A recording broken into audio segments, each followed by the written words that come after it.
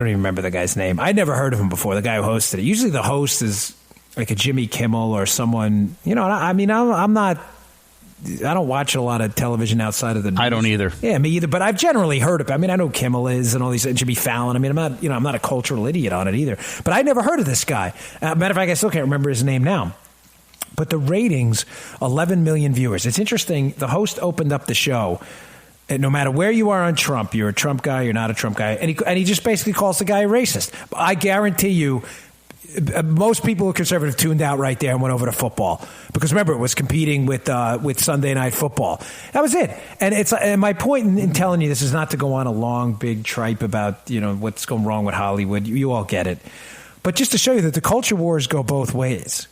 And the left continues to double down on this flyover country, you people down south and in the Midwest. You don't know what's going on. We're the smart ones. You need to listen to us up in New York and the population centers. We're so smart. You all so stupid. Really? You're not that smart because you keep doubling down on these culture wars and you keep getting your butt handed to you. I mean, your media companies, the Washington Post, the New York Times, are struggling to make money. Fox News, you get the Blaze, you got even the CR. We're doing fine. Because the great unwashed, as the left would call us, we're the ones with the market power, and we're the ones who know the truth when we see it. So, just a quick note on that. The culture wars go both ways. So the left needs to stop celebrating itself. All right, final piece, and I'll get to Sanders. So I read this website called T-Nation. It's for pretty hardcore weightlifters, but it's an informative site at times. And Dave Tate had a piece up this week on greatness or balance, and he brought up a great point. I think should go out there now that it's election season, and I know some people here are thinking about potentially running or supporting a campaign. And he's like, listen, this whole idea of balance in your life, balance. Listen, family first. That's it. We all get that. But he's like, if you want greatness, there's no balance. You have to, that's it. After your family, that's it. That's got to be your priority. You want to get elected, you better damn well go knock on the doors. You want to change the debate as an activist, then you damn well better get the mailers out there, work on your Facebook content every day, put the stuff out there, go write a book and do something. And I just thought in the election season that I should bring that up, that, again, family first, no matter what. But this whole idea of balance is nonsense. The people who've really done things to change the world, have typically been the ones that have been willing to take on a whole lot of personal sacrifice, and their lives have been out of balance for a long time. But that's not necessarily a bad thing. So Tate's piece was interesting because he was talking about it in terms of lifting and competitive sports, how these people who go out there and want to be the best in their sports, that's it. Like that, after their families, that is it. It's morning, noon, and night. Hitting off a batting tee, cage work, working on their crow hop. I mean, there is no balance there.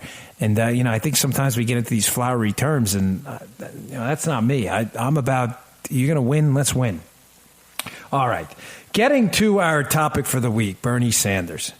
Wow. I'll tell you, Joe, I've had an interesting week with Bernie Sanders supporters. Uncle Bernie. Old Uncle Bernie. Yeah, he is quite a fellow. So here's how this started, and here's why I want to talk about it this week. I've been really active on Facebook this week, and my audience has been terrific. The page went nuclear this week. For the first time ever, I broke 3.5 million people reached in a week, which is pretty unbelievable.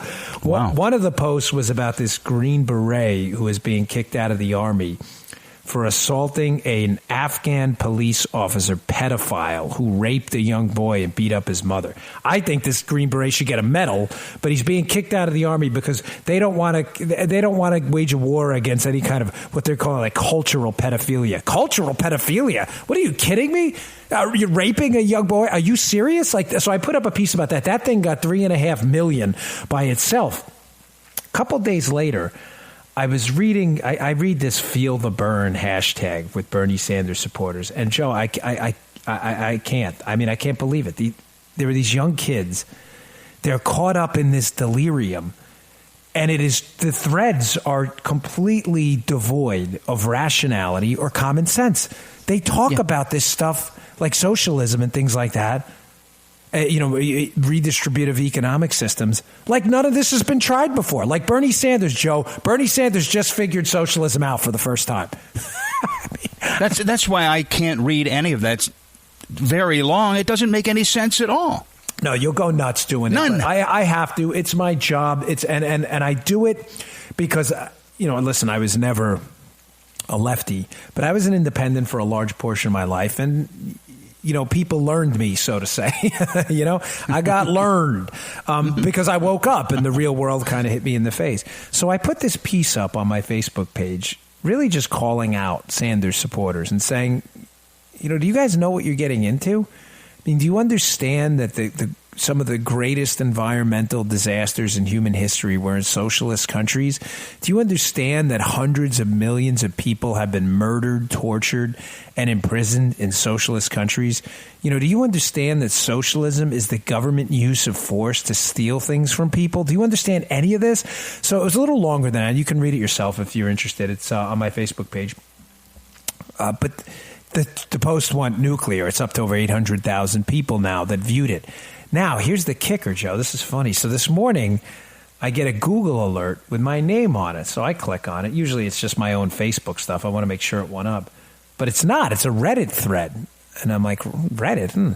Interesting. So I click on it. It's a guy on Reddit, a Sanders supporter, and he writes on it. And I put the picture up on my Twitter account. I took a screenshot so they can't say it didn't happen. He writes, hey, there's this guy, Dan Bongino, posting lies about Sanders. Now, read the piece. There's no lies at all in the piece. None. It's a fact-based piece on what socialism is. It's not up for dispute. The guy writes, there's this guy, Bongino, posting lies about Sanders. Like, let's go to his page and go get him. And the Reddit, which I don't agree with. I think you should be able to say what you want on Reddit as long as it's not a violent threat. But Reddit shut the piece down and said, you can't do that. You can't do a lynch mob on our site and basically shut it down. But I got a picture of it. And I thought to myself, I've got to talk about this week, Joe, because Sanders is so dangerous.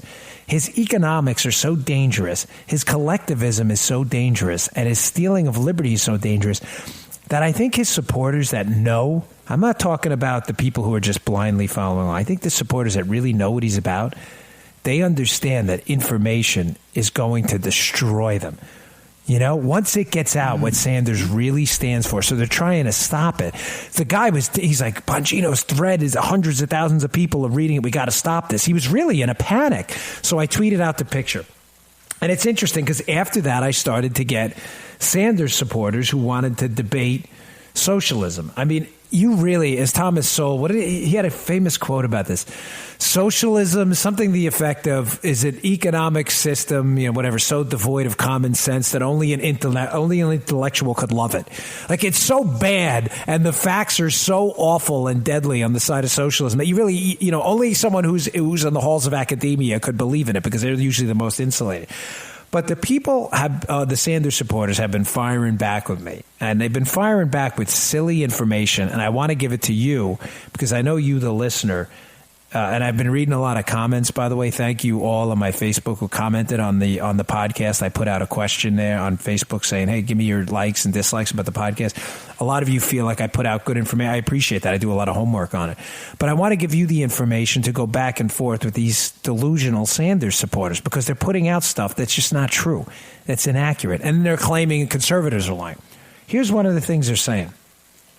Sanders came out recently and said that he would agree with a 90% tax rate, that he doesn't think this is a bad idea, a 90% tax rate. The articles are everywhere. Look it up. There's a Harvard blog, Daily Caller piece. You can read the quotes yourself. It's not in dispute anywhere. And this is what I want to be clear about, Joe, because sometimes people say, oh, he's making this up. Just please Google it yourself. I don't have time to argue obvious facts like B comes after A, okay? He said it. It's on the internet. Look it up yourself. He agrees and thinks a 90% tax rate is generally not a bad idea, which is one of the dumbest things I've ever heard in my life. Now, to be fair, it's a marginal tax rate, meaning it wouldn't be a 90% tax rate on all of your income. It would be for, say, rich people, maybe $2 million or above in that income. Now you may say, oh, good, screw those rich people. They don't need all that money. Really? Where do you think that money goes? Like that money that the rich people make, that is taxed, by the way, it's not at the rate you want it. You want to take it out of the banks, out of stocks, out of pension funds, out of businesses they invested in. You want to give it, what, to the government? And you think that 90, so after, let's say they're $2.5 million, let's say we tax it at 90%. So say this person makes $10 million. So you want to take out of his $7.5 million remaining dollars, you want to confiscate almost the whole thing. You're just going to give him 10%. And you're going to give it to the government because what? The guy doesn't, or the woman doesn't know what to do with it? What? Because after he pays his effective rate of 40%, so he's really, at that point, he's paying almost $4 out of $10 anyway to taxes. You think more than doubling that and giving it to a government bureaucrat is going to make you wealthier. I mean, we have a name for that. It's called theft. Now, right? I mean, don't we? Now, this is the thing, Joe. If you wake up every morning and you think that successful people who are wealthy are your biggest problem in the world, this podcast, again, is not for you.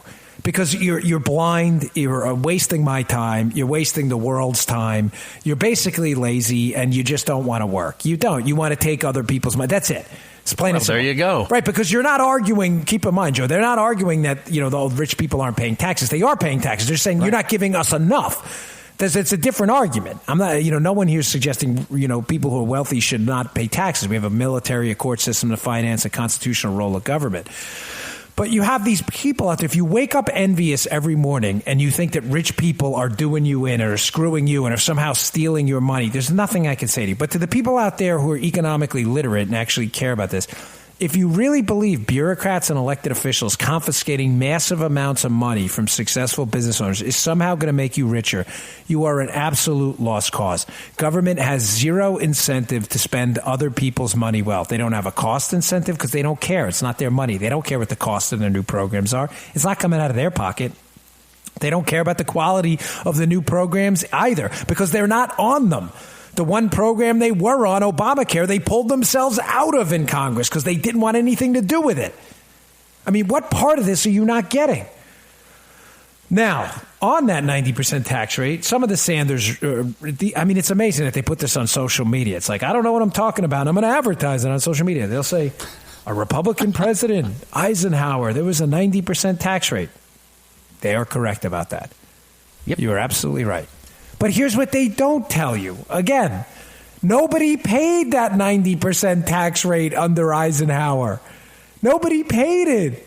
The effective tax rate, in other words, what people actually paid because they hid their money, the deductions back then were ridiculous, by the way. It's a great piece at Almost Classical. It's a blog about classical economics. I tweeted it out if you want to read it on my Twitter page. It's a great piece where the guy says, you used to be able to deduct, get a load of this, Joe, back in that Eisenhower time when the tax rate was 90+%, or after a certain amount, it was a marginal rate. Joe, you used to be able to deduct your spouse's travel with you. So in other words, if you went on a business trip, you could take Mrs. Joe and you could deduct the whole thing. All right. Yeah, the point is, nobody paid that rate. The effective tax rate, what the millionaires, the evil millionaires and billionaires actually paid, Joe, was 40%, which is the top marginal rate now, about 39.6. So you can't make an argument that, hey, the economy was booming under a Republican president with Eisenhower under a 90% rate when the actual taxes people were paying were the same rates they're paying throughout history, about 20% of GDP, and about the top marginal rate now, which is already too high. You can't make that argument. Is this making sense? You tracking? And when you look at over time taxes paid by the entire country as a percentage of GDP, what we're worth, right? So the amount the whole country pays in taxes as a percentage of what our economy is worth, it's between 15 and 20% every year. It doesn't matter what the tax rate is. When the tax rate goes up, there's more tax evasion and tax avoidance. When the tax rate goes down, people start paying more taxes. It's called Hauser's Law, by the way, if you want to look it up. It was an unbelievable piece written in 1993 by a San Francisco financial analyst, last name Hauser. Hauser's Law. It doesn't matter what the tax rates are. You're going to get about 15 to 20% on average of Americans' money in taxes, Joe. That's it. So Sanders fighting for this 90% tax rate, the people who are sending me this, you don't know what you're talking about.